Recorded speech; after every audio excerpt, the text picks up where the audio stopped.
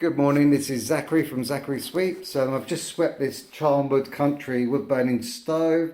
There's a couple of things I want to explain to you about with these.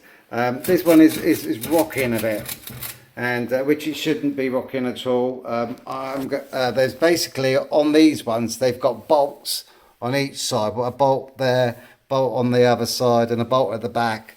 And it's really simple. You just get the right spanner, which is just here. I think it's, what is it? I think it's, I can't see my eyes. I haven't got my glasses on. I think it's a 13mm spanner, this one that I'm using. And basically, what you do is you just literally you get your spanner, and then you put it on the.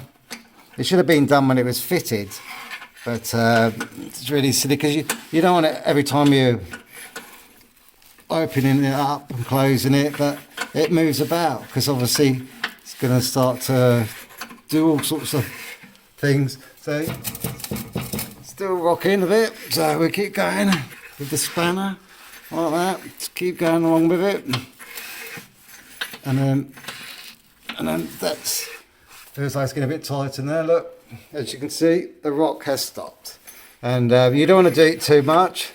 Maybe one more go at doing it. And then leave it. Yeah, you literally don't want to do it too tight. The reason being is that basically, if you do it too tight, then the other legs are going to be affected by it. So if you could be here for hours if you just kept doing them all. So basically, for the Charnwood country stove, they have bolts on either side. So if you ever have a rocking one, you know how to sort it out. Look at that. No movement at all. The other thing I was going to say, I come across this a lot with these, and you don't really need to do this.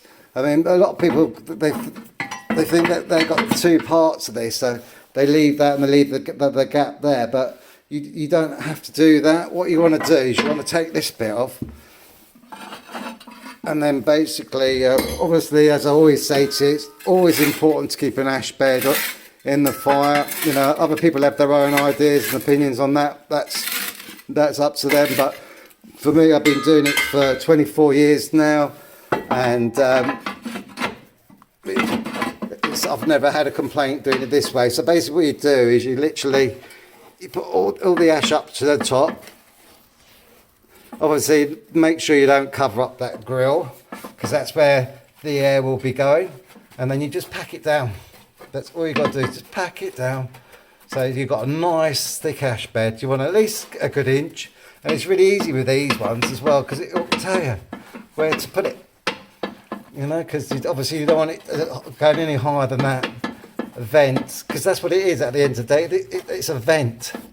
You know, you can fill the ash up to about there, and then when you get to that sort of part on it, then what I always do is, you've probably seen on my videos before, I literally just pack it down like that, and then you can always leave leave it all nice and flat, and you'll find that it will go off as well, so which is really good, and it'll go all hard in there. And then basically all you've got to do is start your fires. Make sure it's all nice and clean for the customer. You always want to do, just check it. And the other thing I was going to say about these ones as well is they've got a really simple process of getting the baffle plate out. So if you haven't got a bird protection up there and you need to get your baffle plate out, it just drops down. You see the parts where it goes through it, and then you literally put it back into position, and then that's it. It's all in position. Nearly had it in position there. And so it's it back into position. So simple, such a simple process. And then that's all you've got to do with these. Literally, you can see on the corner here that it has some. So you always know if you've got it in the right place or not. So one on that side, one on that side, and then that's it. That's what that does. It stays in position. And you've obviously got one on this side as well. See that bar coming out there? So it makes it's very self-explanatory. It's got a handle just here as well. So you lift it, you pull it towards yourself, let it drop down. if you get any birds getting in your chimney, that's how you get them out, which is great. And basically that's it. So as I said, you don't need both of these on there, because obviously you can't build the ash up, and it doesn't need to be that thick. So these can be used if you're going to burn, if you're going to get a grate in there and then burn coal in there. But I'd recommend just keeping them to one side. Obviously put them somewhere nice and safe. Now it's not rocking. It's all ready to go. And basically, when you have your first fire, this customer's just moved into this property, so I've recommended that she has her first fire, plenty of paper in there, warm the flue up, open the vents up. See the vent on the side here, that's open inside there, which you'll find there's 2 holes there and there. I can feel them in my hand. And basically what they're designed to do is they're designed to go over the glass and stop it sitting up.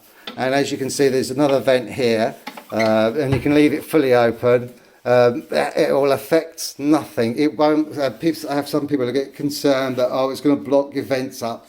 It's not going to block your vents up, because you've got that in front of it, and the air will go up, it'll be drawn out and everything like that. So realistically, what you want to be doing is the lower you have this down, the more the heat's going to stay in.